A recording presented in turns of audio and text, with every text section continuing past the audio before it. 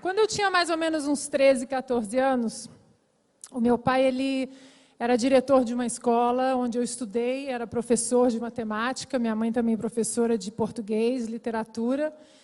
E o meu pai, ele sempre, como diretor de escola, ele estava envolvido com professores, com sindicatos e greves, e ele tinha que administrar N coisas, e uma greve que passava de uma cidade para outra. E, às vezes, ele tinha umas crises bem grandes para serem administradas. E, uma vez, eu tinha uns 13, 14 anos, no meio de uma dessas crises grandes, ele chegou em casa, ele sentou com a minha mãe na mesa de jantar, contou o que estava acontecendo e parou por um minuto, suspirou e falou: mas o que o Reagan faria? E aquele nome, com 13 anos, e eu, Reagan, quem é?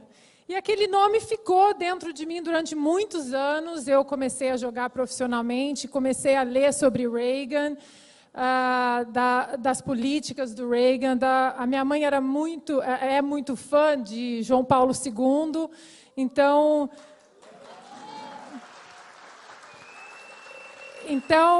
eu comecei a ler sobre a amizade de Reagan com João Paulo II. O meu irmão mais novo se chamava João Paulo por causa dele. E então a gente avança aí alguns anos. Eu conheço um americano e a gente começa a conversar. E quando e eu sempre muito conservadora, desde criança, de casa, de berço, e quando ele me disse que era da Califórnia, eu falei: é democrata, não vai dar certo essa história. É bonito, mas é democrata, não vai dar certo. E, para minha surpresa, ele era republicano, conservador, família também republicana. E aí, 13 anos depois, estamos aqui. Hoje eu também sou, com muito orgulho, uma cidadã americana, também sou coração brasileiro, cidadã brasileira, e tento fazer essa ponte, levar o que nós passamos aqui para os americanos, e trazer um pouco do que dá certo lá, para que seja um norte para a gente, porque a gente precisa começar a construir pontes e reconstruir, principalmente as que foram destruídas nos últimos 13 anos pela esquerda, não só no Brasil, como no mundo. Então, eu estou muito honrada de estar aqui essa noite. Eduardo, obrigado pelo convite, porque saber que é um evento onde um dos meus ídolos na política, Reagan, um dos eventos que ele mais gostava, né, inclusive tem um livro sobre os discursos dele no CPAC. É um grande prazer estar aqui com todos vocês. E aqui eu vejo que não é só apenas aquela coisa de trocar cartão de business cards, mas eu acho que é uma plataforma importante para a gente passar as informações para vocês também irem lá fora, como a gente diz nos Estados Unidos, fight the good fight. Como essas informações maravilhosas que o Benê passou aqui para a gente, porque, às vezes, o que precisa ser passado são boas informações, principalmente em relação a armas, ou a segunda emenda americana, à segurança pública, e também sobre esse assunto, que é transgênero, transexuais no esporte feminino, ou seja, homens biológicos formados com testosterona jogando com mulheres. O interessante que eu aprendi durante esses 2 anos que eu venho combatendo, né, essa histeria sobre transexuais no esporte feminino, é que lá em 2017, quando eu comecei a realmente expor toda a insatisfação das mulheres em relação a essa política absurda do Comitê Olímpico, eu fui muito atacada nas redes sociais, shopping, transfóbica, aquela coisa que o Matt estava conversando aqui com a Mercedes, de serem o ad hominem, né? Você ataca o mensageiro e não a mensagem.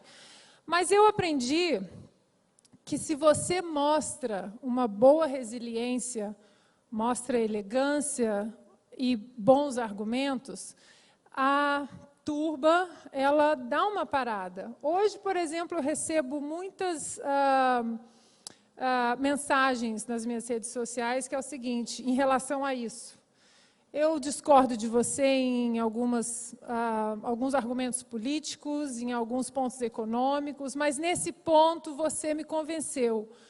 Porque realmente a gente tem que ter a informação firme e não apenas chegar e falar, não, porque homem é homem e mulher é mulher. Isso é óbvio, né? Isso é óbvio.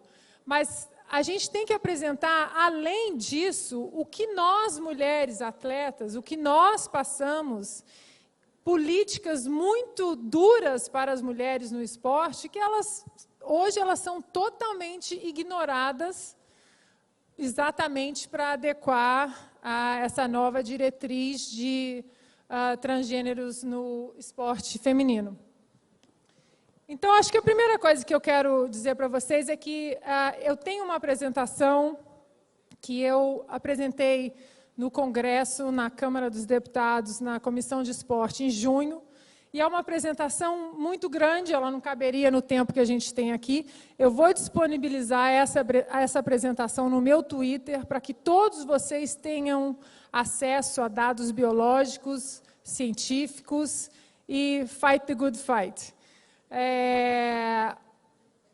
O primeiro ponto em relação a isso, toda vez que alguém falar, não, vamos conversar sobre trans, vamos. E a gente tem que usar e aproveitar qualquer plataforma, seja na direita, seja na esquerda, no programa que for, aceitem o desafio, porque com bons argumentos a gente consegue virar algumas cabeças na esquerda. Então, acho que o primeiro ponto que a gente tem que partir nesse assunto é eliminar o debate da área da tolerância e da área do preconceito.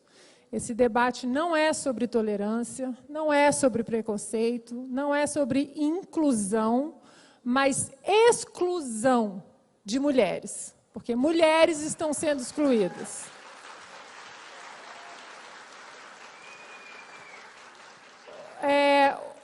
Outra coisa interessante que eu leio muito, e aí entra também no que o Mr. Schlepp estava conversando sobre fake news aqui com o Charlie e a Mercedes, é a narrativa. Então, tenho certeza que muitos aqui já entraram na internet e sobre esse assunto alguém da esquerda estava falando.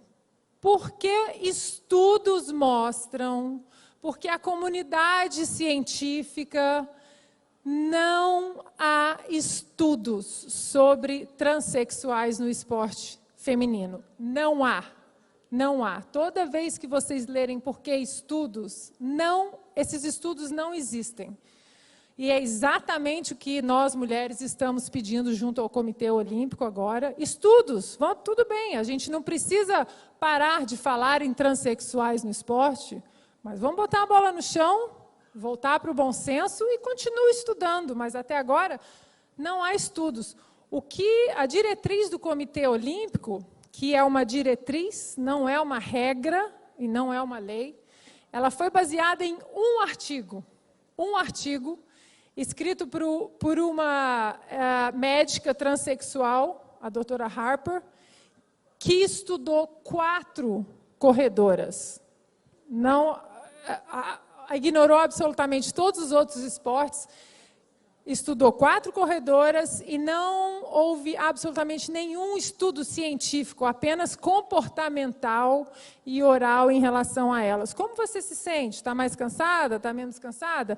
E escreveu um artigo, e uma comissão absolutamente ideológica dentro do Comitê Olímpico fez essa recomendação absurda. O que nós precisamos hoje, principalmente as mulheres, atletas, que não tenhamos medo de falar, porque a turba da esquerda tenta todos os dias colocar as mulheres numa espiral do silêncio, para que nós não lutemos pelo nosso espaço. Não fiquem em silêncio, é o nosso espaço.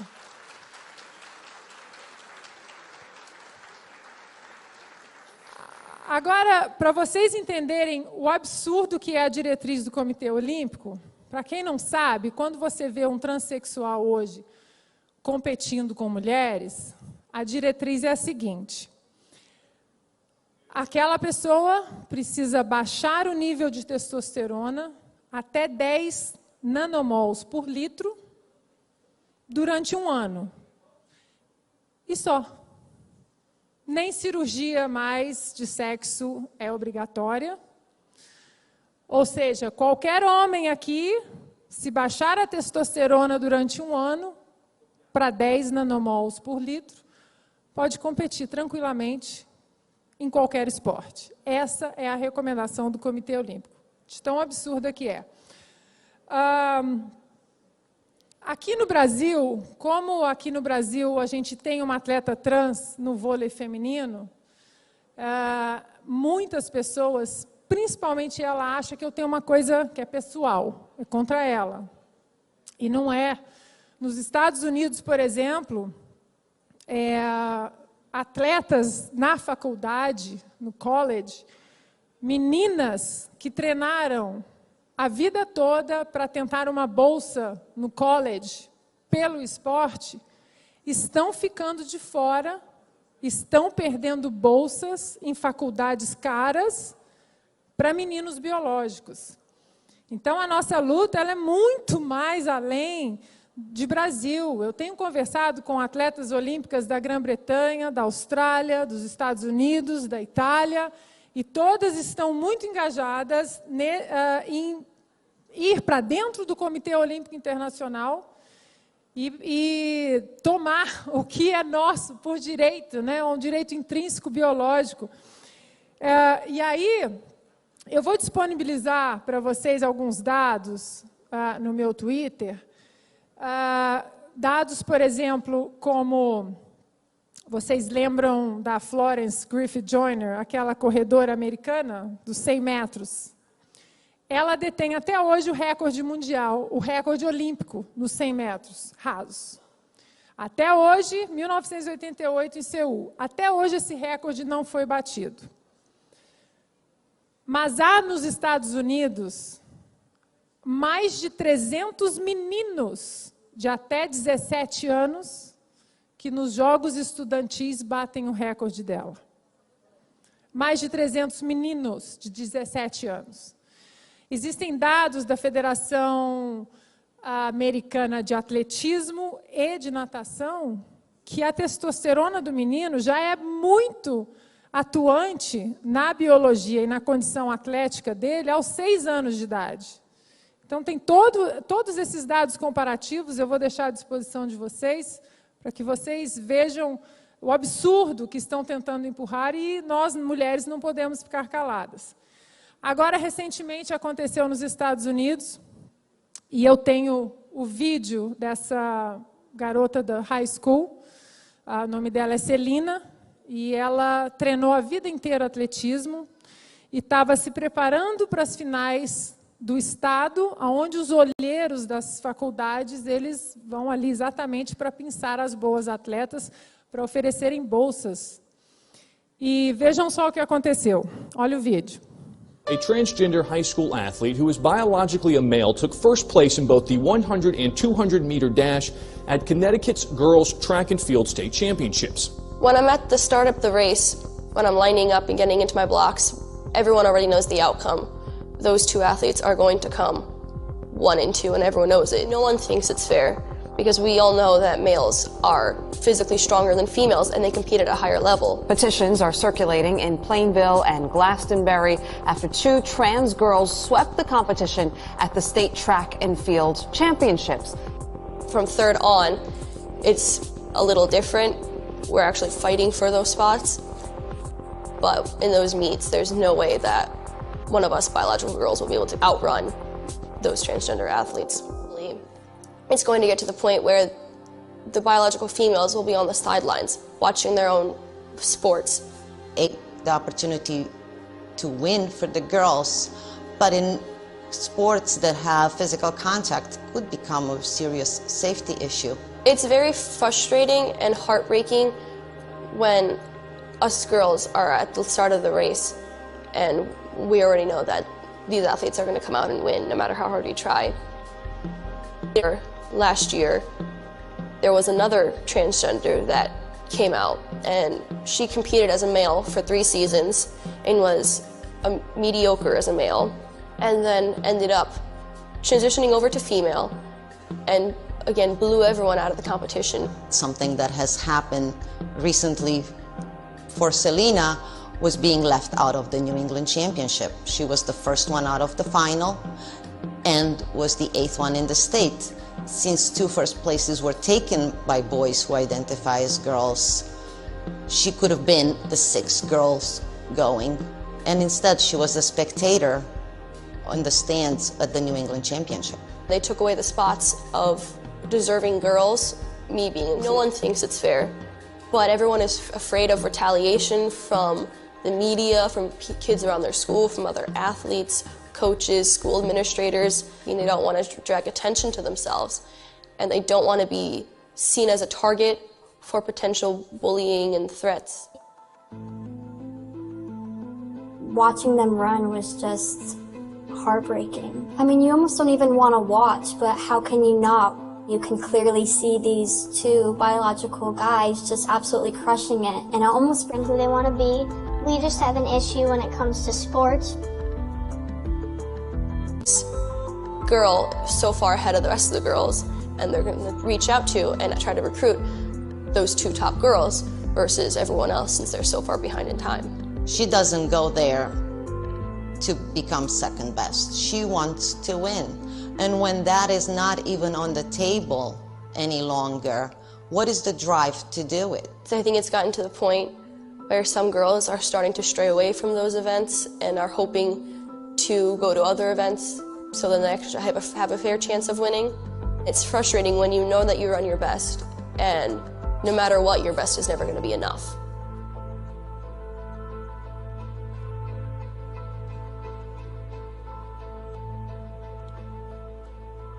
Eu sempre fico muito emocionada quando eu vejo essa Celina falar, porque ela podia ser minha filha, né? Podia ser a irmã, esposa, namorada, e é muito injusto o que estão fazendo.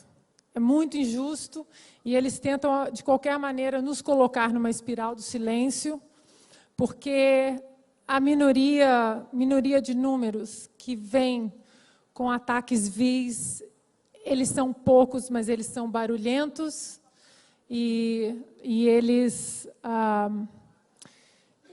abusam da nossa paciência. Então, eu acho que está na hora da gente começar a realmente falar, e é por isso que eu também aceitei vir até aqui falar com vocês que vamos nos informar do que realmente está acontecendo, não apenas porque tudo começa lá em cima. A partir do momento que o Comitê Olímpico libera isso para as federações, a pirâmide ela chega até na escola da sua pequenininha de 5 anos. Então, já existem federações de alguns esportes na Califórnia, por exemplo, que não é necessário mais nem você ter uma carta de um psicólogo. Você pode se autodeclarar menino e jogar com as meninas. Esse é outro problema. Ela perguntou como é o vestuário. Isso é outro problema também que as mulheres têm que enfrentar, até porque hoje a cirurgia de sexo ela não é mais obrigatória. Então, existe também, inclusive, elas não podem nem reclamar que aquele transexual, aquele homem, menino biológico, esteja ali. Eu tenho um slide da minha apresentação, da Ceci Teffler. A Ceci Teffler, ela em 2016 era Craig Teffler, e competia nos 100 metros na Liga Universitária, 2ª divisão, nos Estados Unidos. E em 2016 ele era ranking número 200. Em 2017 o Craig era ranking 390. Ele caiu de produção como atleta masculino. Em 2018 o Craig Teffler fez a transição para a Ceci Teffler. Ficou 1 ano com um bloqueador de testosterona abaixo de 10 nanomols por litro. Em 2017, Cessi Teffler é campeã de NCAA. É impressionante esses dados. E o inverso, mulheres biológicas que querem fazer a transição para o sexo masculino, elas não podem competir na NCAA. Porque aí você faz a transição com altas doses de testosterona, e aí passa exatamente... Não, obrigada.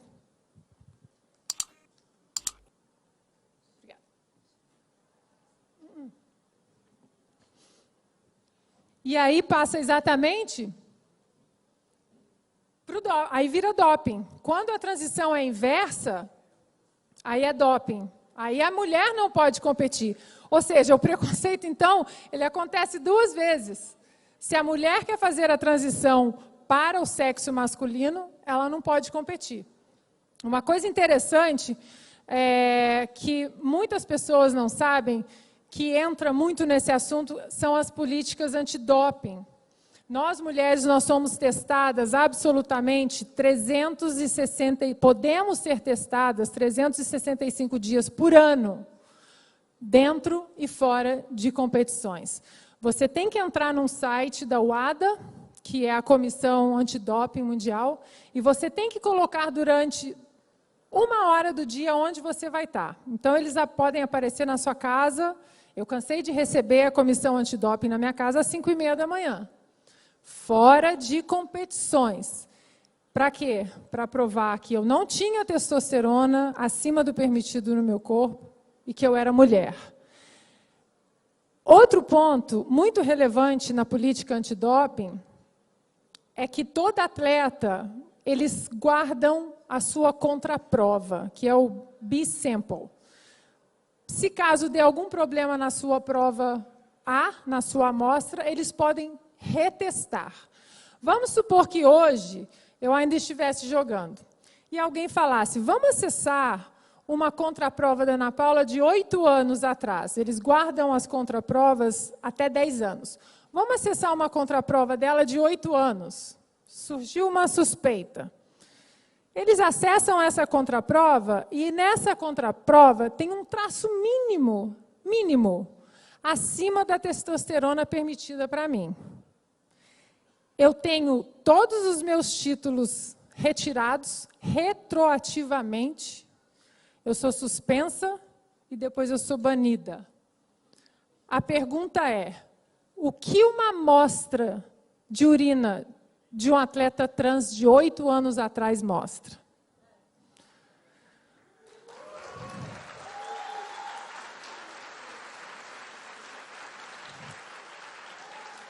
Por que a justa patrulha médica, porque nós queremos um esporte limpo, mas por que a justa patrulha médica ela é severa para as mulheres, mas não para os trans?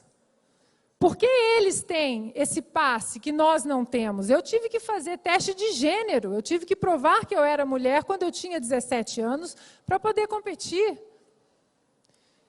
Então, a gente sempre tem que levar esse assunto para fora da esfera, para fora do campo da ideologia. Biologia não é de direita nem de esquerda. Biologia é biologia. Biologia não tem lado no espectro político e ideológico. A Carta Olímpica do Barão de Coubertin, ela é muito clara na defesa do esporte feminino e das mulheres. Isso tudo está sendo completamente ignorado para acomodar uma minoria de 0,0002. Por causa de 0,0002, eles vão mudar 100% da vida das mulheres. Então, esse é um debate, não é sobre inclusão, é sobre exclusão de mulheres. Quanto esse, né? Um evento. Aí alguém fala assim, bom, mas os trans agora, eles têm que baixar o nível de testosterona até 10 nanomols por litro, e tudo Quanto é? bem. E os 30 anos de testosterona que eles tiveram e que eu não pude ter, que eu estava sendo policiada? E o coração maior, os pulmões maiores, a capacidade aeróbica, os glóbulos vermelhos, a densidade óssea, a fibra muscular, isso tudo é revertido com 1 ano de testosterona baixa? Cadê o estudo que prova que isso tudo foi revertido? Porque dizer que se sente mais cansado, isso não é dado científico. O coração continua maior, bem maior que o meu, os pulmões maiores. E o mais incrível é que a atual diretriz que deixa o transexual, o homem biológico, vamos falar a verdade, o homem biológico, até 10 nanomols por litro de testosterona, sabe qual é o meu máximo hoje? 2,7. Ou seja, o transexual ainda tem 5 vezes mais testosterona que eu. Ainda tem 5 vezes mais. Agora o Comitê Olímpico está tentando baixar para 5, o que ainda é o dobro de mim. Mas e as décadas de absoluto benefício da testosterona? Porque a testosterona é o primor do esporte. É o hormônio que todo mundo quer se dopar com ele. Quem quer trapacear, vai na testosterona. Então, a gente tem que pensar muito nesse campo da inclusão versus a exclusão. Pode colocar o último slide, que eu vou estar encerrando? Todo mundo conhece essa lenda do basquete americano, da NBA. As vantagens, né, como eu mencionei, coração, pulmões maiores, musculatura mais forte, mais resistente, melhor oxigenação sanguínea, até porque homens eles têm mais glóbulos vermelhos do que nós mulheres, melhor densidade óssea, explosão, o quadril mais fino, né? Então a mulher, por a gente ter o quadril mais largo, o nosso centro de gravidade ele é mais perto do chão, por isso que os homens eles têm uma impulsão melhor. E a pergunta é a seguinte: LeBron James, vamos supor que LeBron James baixa a testosterona dele durante 12 meses.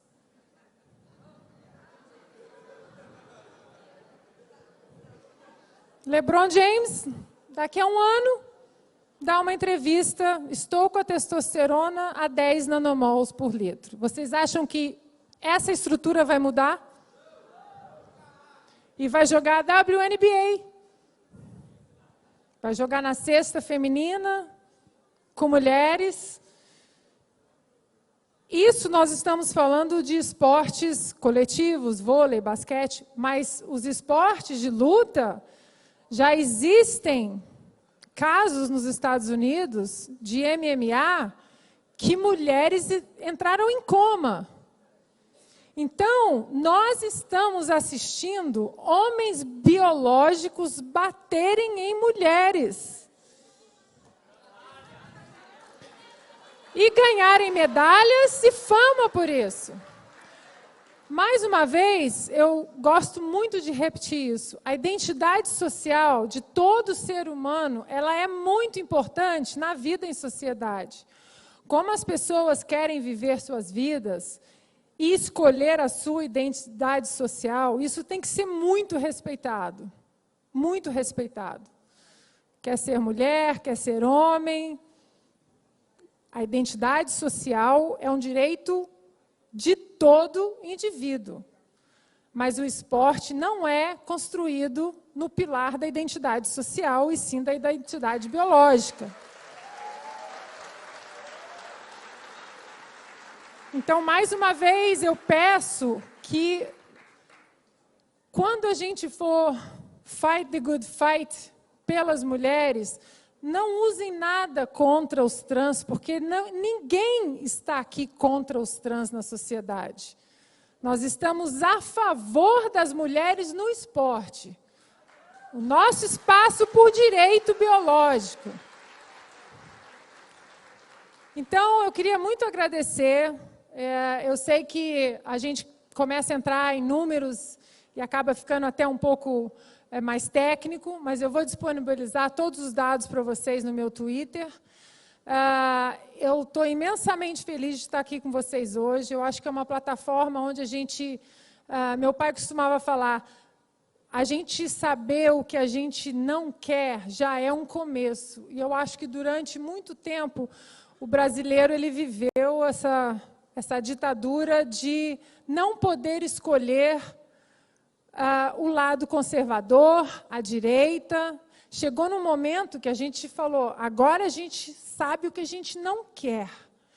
Então, agora que a gente está começando a saber o que a gente quer, o solo está fértil. Vamos colocar as nossas sementes, vamos sair aqui desse CIPEC, vamos nos encontrar, vocês em cada cidade, façam as suas reuniões, conversem, não deixem isso morrer aqui, porque isso é uma coisa bacana dos Estados Unidos. Eles continuam.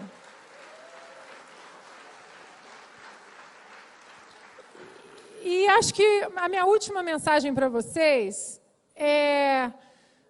Nós vivemos uma realidade um pouco diferente do americano. O americano tem o Partido Democrata, o Partido Republicano, e dentro de cada esfera você encontra vários grupos ali. Nós vivemos um carnaval de 30 e quantos partidos? 33, 35 partidos e coalizões de momento. Não, vou me juntar a você para passar isso aqui, agora eu me junto a você para passar ali. Eu quero encerrar a minha apresentação, já que eu comecei com Reagan, eu vou encerrar com ele, que ele costumava dizer o seguinte, uma pessoa que concorda com você 80% do tempo é um aliado e um amigo, não 20% um traidor. Então, nós precisamos nos unir de uma maneira que até agora não foi vista. Acho que todos vocês assistiram o filme Dunkirk, 2017. Eu sou uma fã, confessa, de Christopher Nolan. E tem uma cena de Dunkirk que me marca muito e que me lembra muito esse momento que nós estamos passando aqui. Então, quando eles estão indo com os barcos para salvar as tropas, ajudar as tropas aliadas nas praias de Dunkirk, que estavam presas lá, né, entrincheiradas, vários barcos civis estavam indo tentar resgatar o máximo de soldados que eles podiam. E num desses barcos, eu não sei se vocês vão lembrar dessa cena, Mr. Dawson vê um piloto de avião abatido ali na água, ele resgata o piloto, coloca, e o piloto se toca que ele estava, né, num momento ali de pós-trauma do avião abatido e ele no mar. E num momento ali que ele percebe que ele não está voltando, que ele está indo para a praia, ele fala, não, você tem que voltar, você tem que voltar, você tem que voltar para casa e deixar essa guerra para quem sabe lutar essa guerra, só para quem comanda, e tem que voltar para casa, e tem que voltar para casa. E Mr. Dawson olha para ele e fala, filho, se não continuarmos seguindo, pode não ter casa. Então, continuem seguindo. Não deixem tudo na mão do governo. Lá vem Reagan de novo. O governo não é a solução, o governo é o problema. Saiam daqui, se reúnam, façam suas mini-comissões na sua cidade. Vamos continuar tocando o nosso barquinho, porque senão, daqui a 4 anos aqui no Brasil, 3 anos, pode não haver casa. Então, muito obrigada pela participação de todos. E uma boa noite. E vai estar à disposição no meu Twitter para vocês. Um beijo.